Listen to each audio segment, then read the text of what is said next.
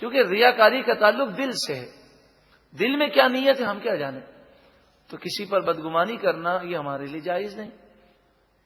تو حضرت عثمان غنی رضی اللہ تعالیٰ عنہ نے غزوہ تبوک کے موقع پر جب بہت زیادہ مال دیا، حضرت عبد الرحمن بن عوف نے، صدیق اکبر نے، حضرت عمر فاروق نے اس سب کے سامنے دیا، تو منافقوں نے کہا سارے ریاکار ہے، دکھلاوا کرتے ہیں.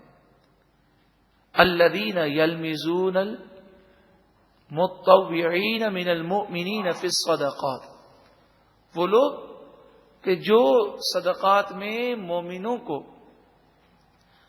تانا دیتے ہیں، ان پر ریاکاری کا الزام لگاتے ہیں. تو جو زیادہ دے اسے بولیں دکھلاوا کرتا ہے. اور ایک صحابی تھے ابو عقیل انصاری رضی اللہ تعالی، انہوں نے جب دیکھا کہ صحابہ کرام اتنا مال پیش کر رہے ہیں تو آپ نے کیا کیا، ساری رات باغ میں مزدوری کی.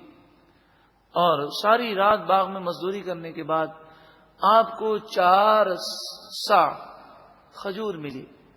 ایک سا تقریباً 4 کلو کے آس پاس ہوتی ہے. تو یہ 16 کلو کھجور آپ اپنے گھر پہ لے کر آئے.